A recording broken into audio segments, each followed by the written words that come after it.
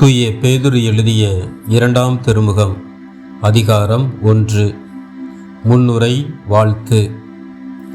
நம் கடவுளும் மீட்பருமாகிய இயேசு கிறிஸ்துவினால் விளைந்த ஏற்புடைமையின் அடிப்படையில் எங்களைப் போன்ற மதிப்புயர்ந்த நம்பிக்கையை பெற்றுள்ளோருக்கு இயேசு கிறிஸ்துவின் பணியாளனும் திருத்தூதனுமான சீமோன் பேதுரு எழுதுவது: கடவுளையும் நமது ஆண்டவராகிய இயேசுவையும் நீங்கள் அறிவதன் வாயிலாக உங்களுக்கு அருளும் நலமும் பெருகுக.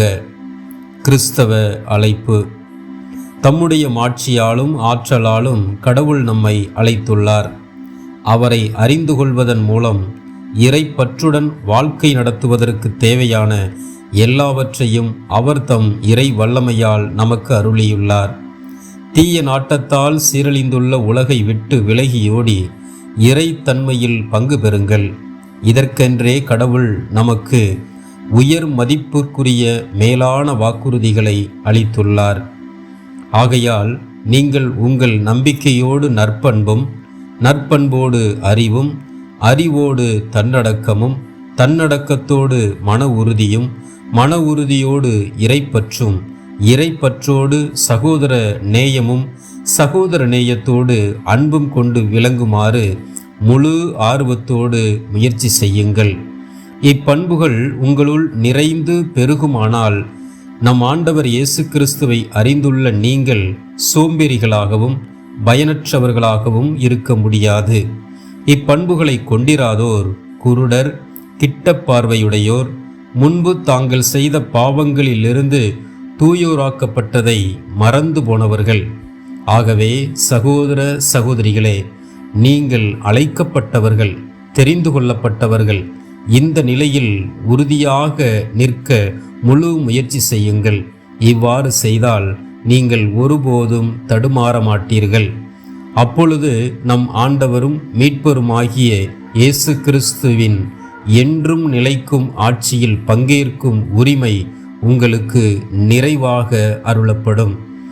நீங்கள் இவற்றை அறிந்திருக்கிறீர்கள், ஏற்றுக்கொண்ட உண்மையில் உறுதியாகவும் இருக்கின்றீர்கள்.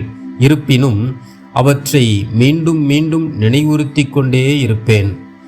என் உடலாகிய இந்த கூடாரத்தில் தங்கியிருக்கும் வரை இவ்வாறு உங்களுக்கு நினைவுறுத்தி விழிப்பூட்டுவது முறை என கருதுகிறேன்.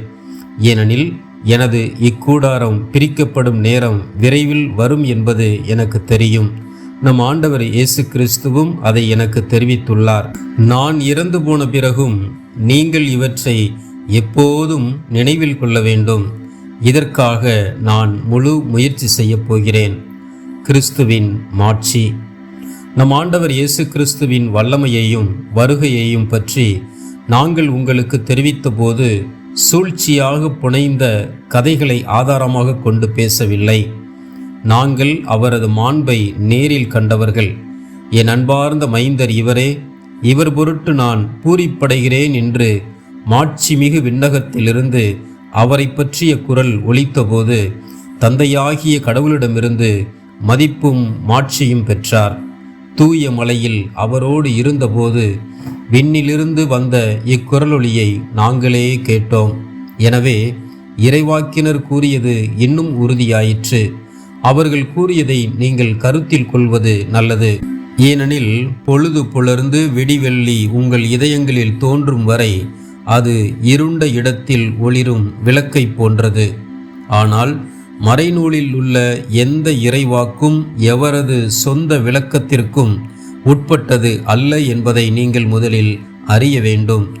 தூய ஆவியால் ஆட்கொள்ளப்பட்ட மனிதர்கள் கடவுள் அருளியதை உரைத்ததே இறைவாக்கு. அது ஒருபோதும் மனித விருப்பத்தால் உண்டானது அல்ல.